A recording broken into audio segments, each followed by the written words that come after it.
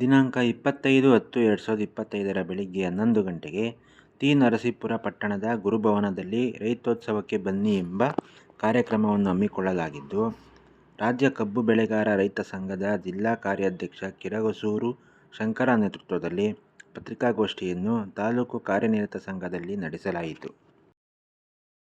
ಈ ಪತ್ರಿಕಾಗೋಷ್ಠಿ ಮುಖಾಂತರ ನಮ್ಮ ಟಿ. ನರಸೀಪುರ ತಾಲೂಕು ಜನತೆಗೆ ತಿಳಿಸುವುದೇನೆಂದರೆ, ದಿನಾಂಕ 25/10/2025 ಶನಿವಾರದಂದು ರೈತೋತ್ಸವ ಕಾರ್ಯಕ್ರಮವನ್ನು ಟಿ. ನರಸೀಪುರ ಗುರುಭವನದಲ್ಲಿ ಆಯೋಜಿಸಲಾಗಿದೆ. ಆ ದಿನ ಬೆಳಿಗ್ಗೆ 9 ಗಂಟೆಗೆ ಗುಂಜಾಸನ ನರಸಿಂಹಸ್ವಾಮಿ ದೇವಸ್ಥಾನದಲ್ಲಿ ವಿಶೇಷ ಪೂಜೆಯೊಂದಿಗೆ ಪ್ರಾರಂಭವಾಗಿ ಅಲ್ಲಿಂದ ಬೈಕ್ ರ್ಯಾಲಿಯ ಮುಖಾಂತರ ಲಿಂಕ್ ರೋಡ್ ಕಾಲೇಜ್ ವೃತ್ತದಿಂದ ತಾಲೂಕ್ ಪಂಚಾಯಿತಿ ಕಚೇರಿಯವರೆಗೆ ಬೈಕ್ ರ್ಯಾಲಿ ಹಮ್ಮಿಕೊಳ್ಳಲಾಗಿದೆ ಮತ್ತು ತಾಲೂಕ್ ಪಂಚಾಯಿತಿಯಿಂದ ಗುರುಭವನದವರೆಗೆ ನಮ್ಮ ರಾಜ್ಯ ಅಧ್ಯಕ್ಷರಾದ ಶಾಂತಕುಮಾರ್ ಅವರಿಗೆ ಕೂಡ ತುಂಬ ಸ್ವಾಗತದೊಂದಿಗೆ ಕಾರ್ಯಕ್ರಮಕ್ಕೆ ಬರಮಾಡಿಕೊಂಡು ಕಾರ್ಯಕ್ರಮವನ್ನು ಏರ್ಪಡಿಸಲಾಗಿದೆ. ಮತ್ತು ಈ ರೈತೋತ್ಸವ ಕಾರ್ಯಕ್ರಮ ನಮ್ಮ ಟಿ. ನರಸೀಪುರ ತಾಲೂಕು ಘಟಕದ ರೈತರ ಸಹಕಾರದೊಂದಿಗೆ ಕಾರ್ಯಕ್ರಮ ಹಮ್ಮಿಕೊಂಡಿದ್ದೇವೆ. ಇವತ್ತು ರೈತ ಕಾರ್ಯಕ್ರಮ ಯಶಸ್ವಿಯಾಗಬೇಕಂದ್ರೆ ನಮ್ಮ ಟಿ. ನರಸೀಪುರದ ಎಲ್ಲ ಗ್ರಾಮಗಳ ರೈತ ಮುಖಂಡರಾಗಿರ್ಬೋದು, ರೈತರಾಗಿರ್ಬೋದು, ತನ್ನ ಎಲ್ಲ ರೂಪಿಸಿ ನಮ್ಮ ಕಾರ್ಯಕ್ರಮವನ್ನು ಯಶಸ್ವಿಗೊಳಿಸೋಕ್ಕೆ ತುಂಬ ಸಹಕಾರ ಮಾಡಿದ್ದಾರೆ. ಆದ್ದರಿಂದ ನಮ್ಮ ತಾಲೂಕಿನ ರೈತ ಬಾಂಧವರು ಮತ್ತು ಎಲ್ಲ ಸಂಘ ಸಂಸ್ಥೆಗಳ ಅಧ್ಯಕ್ಷರು, ಪದಾಧಿಕಾರಿಗಳು ಈ ಕಾರ್ಯಕ್ರಮಕ್ಕೆ ಬಂದು ಕಾರ್ಯಕ್ರಮವನ್ನು ಯಶಸ್ವಿಗೊಳಿಸಬೇಕೆಂದು ಈ ಪತ್ರಿಕಾಗೋಷ್ಠಿಯ ಮೂಲಕ ತಮ್ಮೆಲ್ಲರಿಗೂ ಆತ್ಮೀಯ ಪತ್ರಕರ್ತ ಬಂಧುಗಳೇ, ಏನೋ ಟಿ. ನರಸೀಪುರ ಪಟ್ಟಣದಲ್ಲಿ ಏನೋ ಒಂದು ರೈತರ ಕುಂದುಕೊರತೆಗಳಿರ್ಬೋದು, ಸಾಮಾನ್ಯ ಜನರ ಸಮಸ್ಯೆಗಳಿರ್ಬೋದು, ಅಧಿಕಾರಿಗಳ ದೋಷಗಳಿರ್ಬೋದು, ಇಂಥದ್ದನ್ನು ತಿದ್ದುವಂಥ ಕೆಲಸ ಮಾಧ್ಯಮದ ಮೂಲಕ ತಮಗೆಲ್ಲ ಅಧಿಕಾರ ಇದೆ. ಆ ದೃಷ್ಟಿಯಿಂದ ಪಟ್ಟಣದಲ್ಲಿ ಈ ಒಂದು ಕಾರ್ಯನಿರತ ಪತ್ರಕರ್ತರ ಸಂಘ ಸ್ಥಾಪನೆಯಾಗಿರೋದು ನಿಜಕ್ಕೂ ಸಂತೋಷದ ವಿಚಾರ. ತಮ್ಮೆಲ್ಲರಿಗೂ ಸ್ವಾಗತನ ಕೋರ್ತಾ, ಏನು ಈ ಸಮಾಜದಲ್ಲಿ ನಡೀತಕ್ಕಂಥ ಹಂಕು ಟೊಂಕುಗಳು ಮತ್ತು ತಾಲೂಕಿನಲ್ಲಿ ಪಟ್ಟಣದಲ್ಲಿ ನಡೀತಕ್ಕಂಥ ಸಮಸ್ಯೆನ ನಿಮ್ಮ ಮೂಲಕ ಅಧಿಕಾರಿಗಳಿಗೆ ಮತ್ತು ಸರ್ಕಾರಕ್ಕೆ ಚಾಟಿಯೇಟು ಬೀಸುವ ಮೂಲಕ ಗಮನ ಸೆಳೆಯಬೇಕು ಅಂತ ತಮ್ಮಲ್ಲಿ ಮನವಿ ಮಾಡ್ತೀನಿ.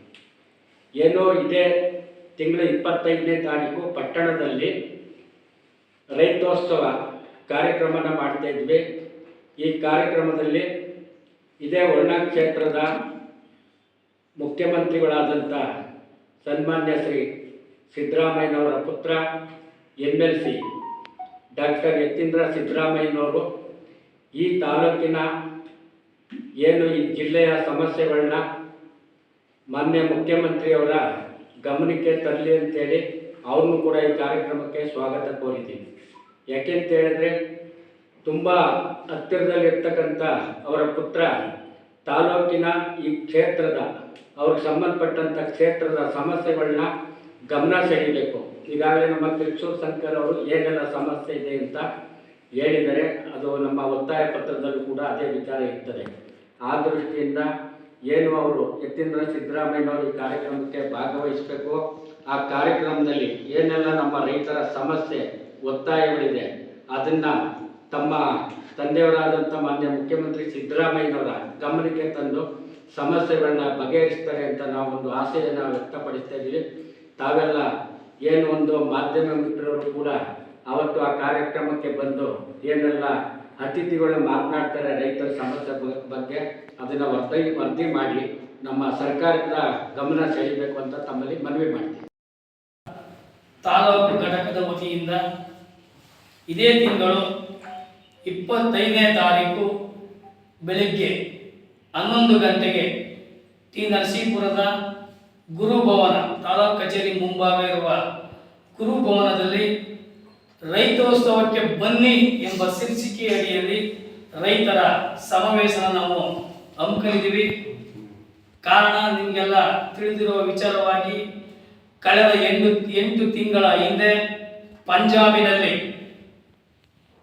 ರಸ್ತೆ ಅಪಘಾತಕ್ಕೀಡಾಗಿ ಸುಮಾರು 6 ತಿಂಗಳು ಚಿಕಿತ್ಸೆ ಪಡೆದು ಮತ್ತೆ ಪುನರ್ಜನ್ಮದೊಂದಿಗೆ ರಾಜ್ಯ ರೈತ ಸಂಘಟನೆಗಳ ಒಕ್ಕೂಟದ ರಾಜ್ಯ ಅಧ್ಯಕ್ಷರು ರೈತರತ್ನ ಕುರುಬೂರು ಶಾಂತಕುಮಾರ್ ಅವರು ಪುನರ್ಜನ್ಮದೊಂದಿಗೆ ಹೋರಾಟಕ್ಕೆ ಇಳಿತಾ ಇದ್ದಾರೆ.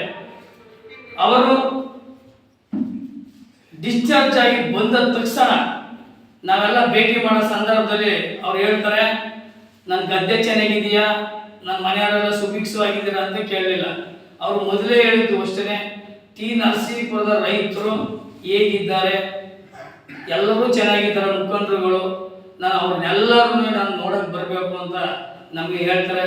ಅವರ ದೊಡ್ಡ ಗುಣ, ಅವರು ರೈತರ ಬಗ್ಗೆ ಎಷ್ಟು ಕಾಳಜಿ ಇಟ್ಕೊಂಡಿದ್ದಕ್ಕೆ ಇದೊಂದೇ ಒಂದು ಮಾತು ಸಾಕ್ಷಿ. ಆಗ ನಾವೆಲ್ಲ ಹೇಳ್ತೀವಿ, ನೀವು ಜನನ ಸೇರಿಸೋ ರೈತರನ್ನ ಅವ್ರ ಜೊತೆ ನಾನು ಒಡನಾಟವಾಗಿ 1 ಗಂಟೆ ಕಾಲ ಕಳಿಬೇಕು ಅಂತ ತುಂಬ ಆಸೆಯಾಗಿದೆ. ನನ್ನ ತಾಲೂಕಿನ ರೈತರನ್ನ ನೋಡಬೇಕು ಅಂತಂದಾಗ ನಾವು ತೀರ್ಮಾನ ಮಾಡಿ ಸಭೆ ಮಾಡಿ ಹೇಳೋದು, ಅವ್ರನ್ನ ಇವತ್ತು 6 ತಿಂಗಳು ಪುನರ್ಜನ್ಮ ಪಡೆದು ಬಂದಿರೋಂಥವ್ರನ್ನ ನಾವು ಸುಮ್ಮನೆ ಸಭೆ ಕರೆದು ನಾವು ಕಳಿಸೋದು ಸರಿಯಲ್ಲ.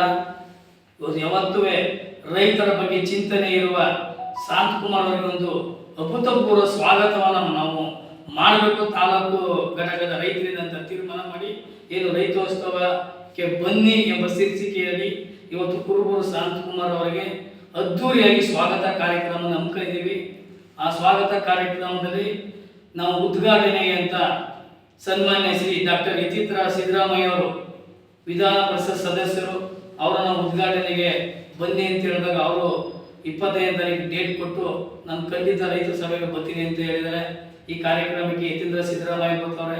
ಹಾಗೆ ಮುಖ್ಯ ಅತಿಥಿಗಳಾಗಿ ಮುಖ್ಯಮಂತ್ರಿ ಚಂದ್ರು ಚಲನಚಿತ್ರ ನಟರು ಅವರು ಈ ರಾಜ್ಯದಲ್ಲಿ ಯಾರಾದರೂ ಒಬ್ಬ ರೈತ ಹೋರಾಟಗಾರ ಪ್ರಾಮಾಣಿಕವಾಗಿ ಯಾರು ಹೋರಾಟ ಮಾಡ್ತಾ ಇದ್ದಾರೆ ಅಂದ್ರೆ ಪ್ರೊಫೆಸರ್ ನಂಜುಂಡಸ್ವಾಮಿ ಅವರು ಬಿಟ್ರೆ ನೆಕ್ಸ್ಟ್ ಕುರುಬೂರು ಶಾಂತಕುಮಾರ್ ಅವರು ಒಬ್ಬರೇ ಅಂತ ನಮ್ಮ ಅಧ್ಯಕ್ಷರ ಅಭಿಮಾನಿಯಾಗಿದ್ದಾರೆ.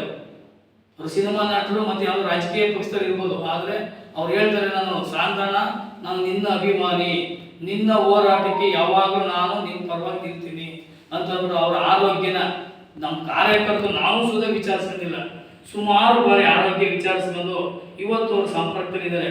ಅವರು ನಾವು ಕೇಳ್ಕೊಂಡು, ಸರ್ ನೀವು ನರಸೀಪುರಕ್ಕೆ ಅಧ್ಯಕ್ಷರು ಸನ್ಮಾನ ಅಭಿನಂದನಾ ಸಮಾರಂಭಕ್ಕೆ ನೀವು ಬನ್ನಿ ಅಂದಾಗ ಖಂಡಿತ ಮನಸ್ತೃಪ್ತಿಯಾಗಿ ನಾನು ಆ ಕಾರ್ಯಕ್ರಮಕ್ಕೆ ಬರ್ತೀನಿ ಅಂತ ಹೇಳಿದ್ರೆ ಈ ಕಾರ್ಯಕ್ರಮಕ್ಕೆ ಮುಖ್ಯ ಅತಿಥಿಗಳಾಗಿ ಮುಖ್ಯಮಂತ್ರಿ ಚಂದ್ರು ಸುಧಾ ಆಗಮಿಸಿದ್ದಾರೆ. ಹಾಗೆಯೇ ಹಿರಿಯ ಖ್ಯಾತ ಸಾಹಿತಿಗಳು ಮತ್ತು ಉಪ ಸಂಪಾದಕರು ವಿಜಯವಾಣಿ ಪತ್ರಿಕೆಯ ಅವರು ಸುಧಾ ನಾವು ಈ ಕಾರ್ಯಕ್ರಮಕ್ಕೆ ಬನ್ನಿ ಅಂತ್ಕೊಂಡು ಅವರು ಸುಧಾ ಬರ್ತಾ ಇದ್ದಾರೆ. ಮತ್ತು ನಮ್ಮ ರಾಜ್ಯ ಖಜಾಂಚಿಗಳು, ನಮ್ಮ ಸಂಘದ ಬೆನ್ನೆಲುಬು ಅಂತ ಹೇಳೋದು ನಾವು ಇಷ್ಟಪಡ್ತೀವಿ, MB ಚೇತನ್ ಅವರು ಉದ್ಯಮಿಗಳವರು, ಅವರು ಸುಧಾ ಈ ಕಾರ್ಯಕ್ರಮಕ್ಕೆ ಬರ್ತಾ ಇದ್ದಾರೆ. ಈ ಕಾರ್ಯಕ್ರಮದಲ್ಲಿ ನಾವು ಕೇವಲ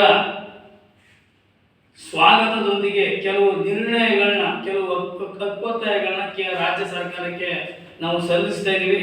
ಅವರ ರೈತೋತ್ಸವದಲ್ಲಿ ಚರ್ಚಿಸಿ ನಾವು ಬಂದಂಥ ಜನಪ್ರತಿನಿಧಿಯಾಗಿ ಮತ್ತು ರಾಜ್ಯದ ಒಬ್ಬ ಪ್ರತಿನಿಧಿಯಾಗಿ ಬಂದಂಥ ಯತೀಂದ್ರ ಸಿದ್ದರಾಮಯ್ಯ ನಾವು ಮನವಿನ ಮಾಡ್ಕೊತೀವಿ.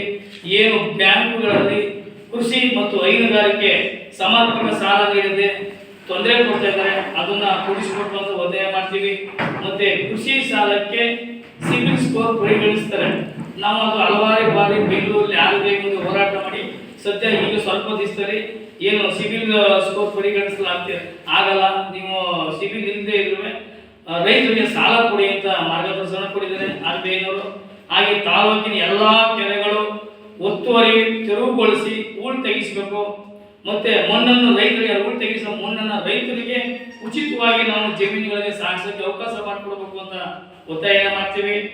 ಹಾಗೆ ಬಳ್ಳಾರಿ ಸಕ್ಕರೆ ಕಾರ್ಖಾನೆಯಿಂದ ಕಳೆದ ವರ್ಷ ಕಬ್ಬಿನ ಉಪ ಉತ್ಪನ್ನಗಳ ಲಾಭ ಕೊಟ್ಟಿಲ್ಲ, ಅದನ್ನು ಕೊಡಿಸಬೇಕು ಅಂತ ನಾವು ಒತ್ತಾಯ ಮಾಡ್ತಾ ಇದ್ದೀವಿ.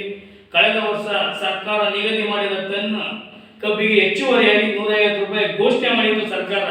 ಅದು ಸುದ್ದಿ ಇಲ್ಲಿವರೆಗೂ ಕೊಟ್ಟಿಲ್ಲ. ಅದನ್ನ ಕೊಡಬೇಕು ಅಂತ ನಾವು ಒತ್ತಾಯ ಮಾಡ್ತೀವಿ. ಮತ್ತೆ ಏನು ಕಬ್ಬಿನ FRP ದರ ಅವೈಜ್ಞಾನಿಕವಾಗಿದ್ದು ಪುನರ್ ಪರಿಶೀಲನೆ ಮಾಡಿ ರೈತರ ಹೊಲದಲ್ಲಿ ಟನ್ಗೆ 4,500 ರೂಪಾಯಿ ನಿಗದಿಯಾಗಬೇಕು ಅಂತ ನಮ್ದು ಒತ್ತಾಯ ಇದೆ.